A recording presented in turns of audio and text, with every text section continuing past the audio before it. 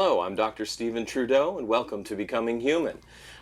We have a very special guest today, a returning guest, Dr. Fran Walfish, who is a child, parent, and family specialist. And today we're going to talk about the role, specifically the role of fathers in the family dynamic and how the father can specifically affect the children and their development. Welcome, and I'm just so glad to have you here again. Thank you, Stephen. Great to be back. Thanks for coming back. I mean, I had so much fun the last time you were here. Oh, me too. Yeah, but there's just so much to talk about. There's so much that we just can't cover in a short segment, but let's give it a shot. Okay. In the news these days, we have heard a lot about fathering. It seems that every celebrity is having children and letting us know they have children. They really want to make a big statement. I'm a parent, and this is my child's name. It's very unusual. It's very dramatic. And then, of course, there's the parenting strategies that we see when they're caught not necessarily being their best.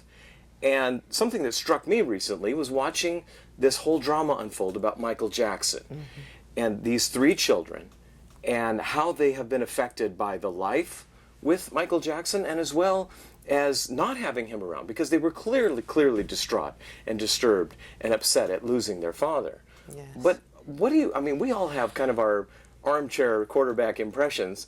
As an expert, what do you think about all of this? What do you think about Michael Jackson's role as a father? Okay. First, let me tell you about the role of the father in general, as I see it.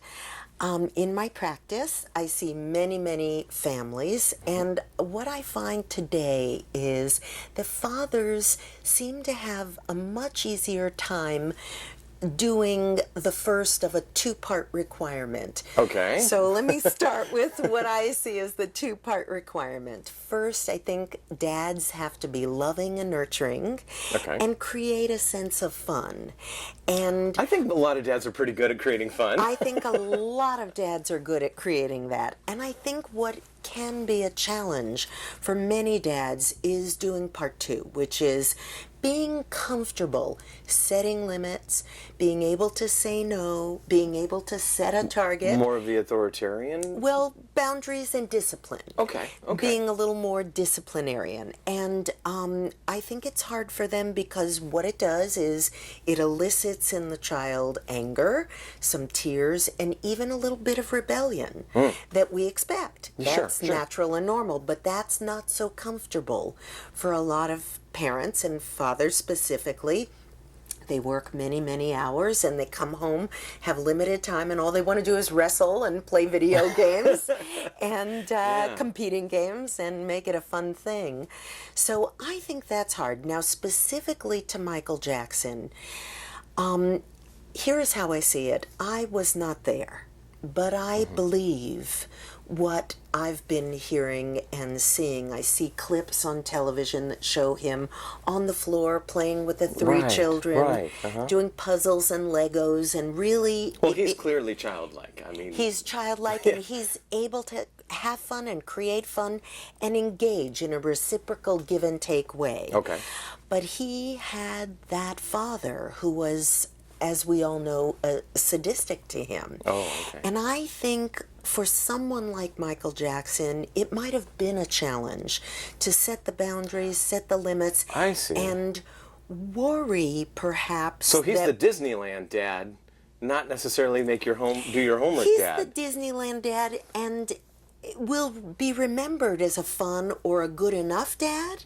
But to be a full father, one has to be comfortable loving, nurturing, being fun, and also being able to say no, set targets, set the boundaries, and not worry about being the target of the child's rage. Which is going to happen at times. Yeah. That's part of the growing process. And these children of Michael Jackson's, these three children, they're going to be, I mean, obviously their life has dramatically changed, but now they're going to be changing parenting styles. They're going to be governed by somebody, and whoever that person is going to be bringing their style of parenting to it. How do you think the children will adapt? That's a great question. My hope is that their nanny, Grace, who's been with them for all of these years, as a consistent caregiving figure. So that continuity of care will follow. The continuity is crucial. Okay. It really is. And my hope is she'll stay with them and they will have the consistency there. Now, if they got the boundaries from Grace, assuming and hoping that she's comfortable with being warm and fuzzy and also being able to be clear and firm. Go to bed, do your homework. Right, and follow through Yeah. on her words, Yeah. then they'll still have that. But they didn't get it from a dad. And I am suspect or, hypothesizing that Michael Jackson, who was really a very good and nice person, might have feared disciplining means to beat the child as he was beaten or to humiliate. So he might not have had the parenting modeling that he could use from his childhood, so that because he's all or nothing. It's either all good, or if he is stern or angry with them, then he's going to feel like he's punishing himself or punishing his kids or taking himself back to being like he was raised, or being mean. Yeah. How can our viewers use this experience that they're watching unfold on television and apply it to their own lives?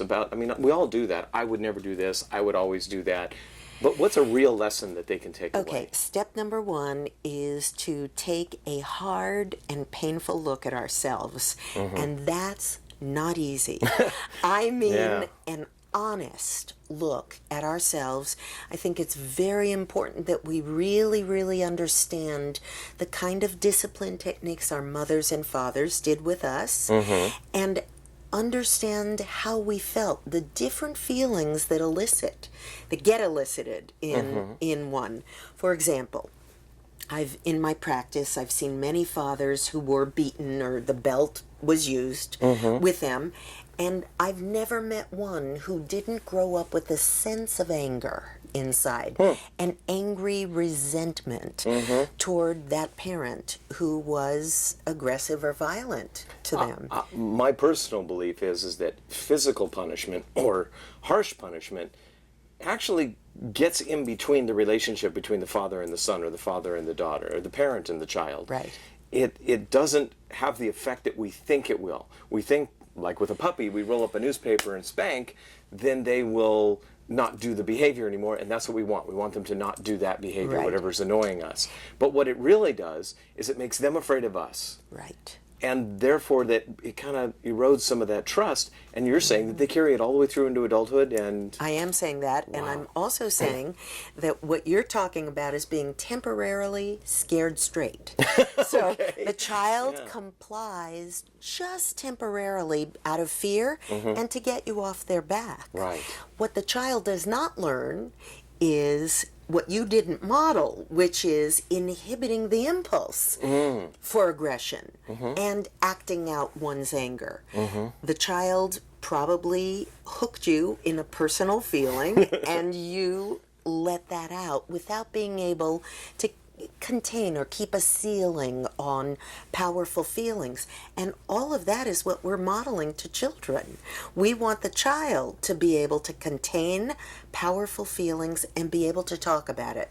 To be able to say to you, Daddy, I don't agree with you. I don't like what you're saying. I hate your rules. And for you to tolerate that, for you to be able to bear the rejection and the hurt of children strongly disagreeing with you, for you to embrace and invite that from the child rather than being harsh and modeling something you don't want the child to repeat. So you redirect the behavior by example. Right. Yeah. Well, thank you very much. This was really a pleasure. My pleasure too. Thank you, Stephen. Take care. You too.